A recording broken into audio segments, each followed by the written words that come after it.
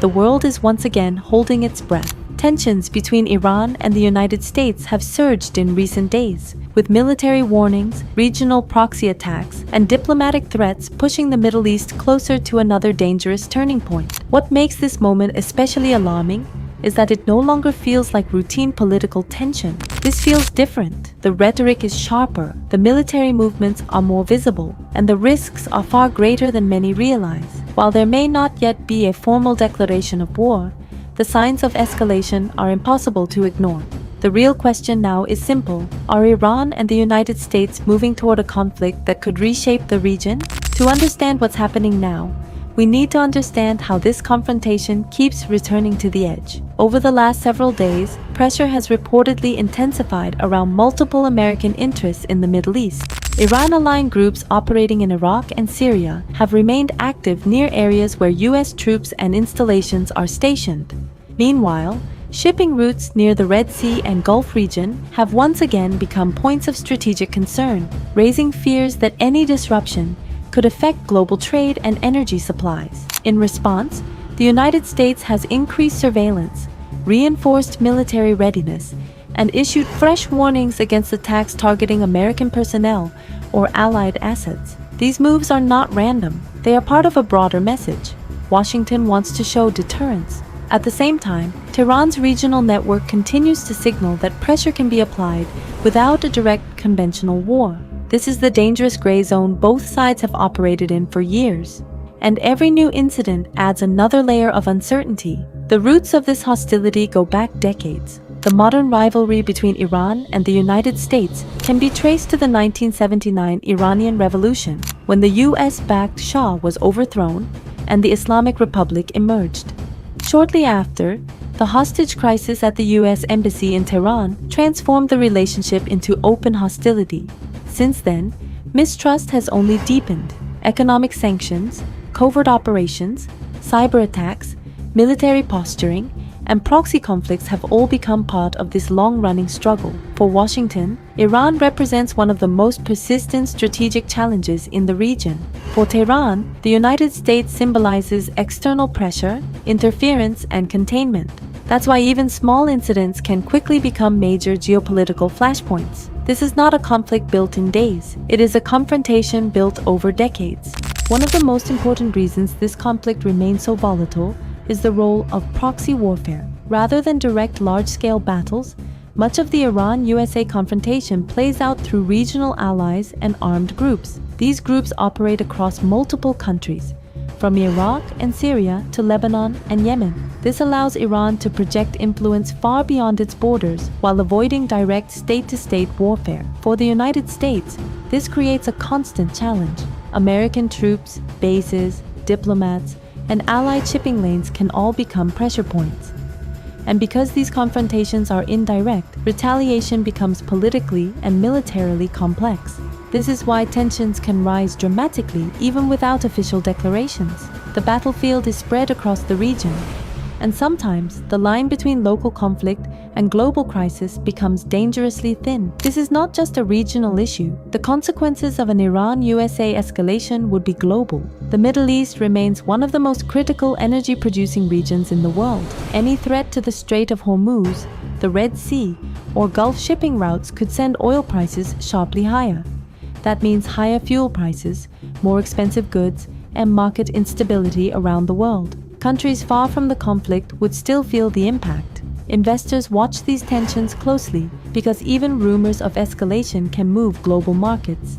Airlines, shipping companies, and governments all prepare for worst-case scenarios. That's why every military statement, every warning, and every movement of warships now carries global economic weight. The biggest fear is direct confrontation. So far, both sides have generally avoided crossing that final line. The United States understands the cost of another major Middle East war. Iran also knows that open conflict with America would carry severe risks. But deterrence only works until someone miscalculates. A strike that causes heavy casualties. A missile that hits the wrong target. A regional ally dragged into the conflict. These are the moments that can force rapid escalation. History has shown that wars do not always begin with deliberate decisions. Sometimes they begin with spiraling retaliation. And that is what makes this current moment so dangerous. Another reason this conflict remains highly sensitive is Iran's nuclear program. For years, Washington and its allies have tried to limit Tehran's nuclear development through sanctions and diplomatic agreements. Iran insists its program is for peaceful purposes. Its critics remain deeply skeptical. Whenever regional tensions rise, concerns about the nuclear issue return immediately, because if diplomacy collapses while military pressure increases, the stakes become far higher than regional skirmishes. This becomes about strategic balance, deterrence, and the future of the Middle East. For now, the conflict remains a standoff built on warnings, alliances, and indirect pressure. But history shows that moments like this can shift fast. The next few days, or even the next few hours, could decide whether this remains controlled tension or becomes the start of something far bigger. One thing is certain: the Iran versus USA confrontation is no longer just about two nations. It affects oil, trade, security, and global stability. And right now, the world is watching every move. What happens next may depend on decisions being made behind closed doors right now. In Washington, military planners and intelligence officials are likely evaluating every possible scenario, from deterrence to direct response. In Tehran, leaders are also calculating their next move, fully aware that one step too far could trigger consequences that spread far beyond their borders. The danger in moments like this is not always intentional war. Sometimes it is miscalculation. A single missile launched by a regional militia, a drone strike that hits the wrong convoy, a naval encounter in a crowded shipping lane. These are the kinds of incidents that can force leaders into retaliation, even if neither side originally wanted open conflict. And once that cycle begins, controlling it becomes far more difficult. The economic consequences could be immediate.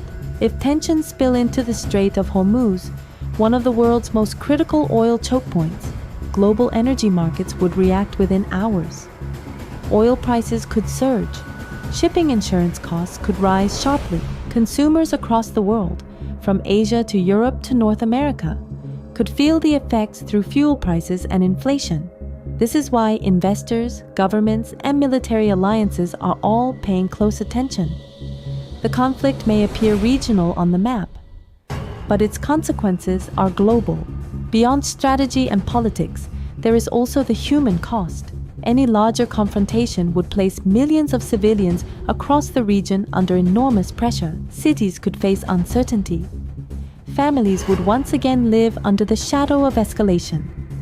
Trade, travel, and daily life could all be disrupted.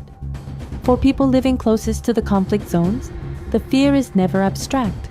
It is immediate, and history has repeatedly shown how quickly ordinary lives can change when geopolitical rivalries turn into open violence. For now, the world remains in the waiting phase, watching military movements, analyzing official statements, tracking regional groups, and looking for the first sign of whether diplomacy can still hold. The next move, whether military, political, or diplomatic, could define the next chapter of the Middle East. Will this remain another tense standoff? Or are we watching the early stages of a much bigger regional crisis? Right now, no one can say for certain, but one thing is clear: the line between pressure and conflict has become thinner than ever. And the world is watching. Do you think the United States and Iran will avoid direct war? Or is this only the beginning of a much larger confrontation? Drop your thoughts in the comments and stay tuned for the next update.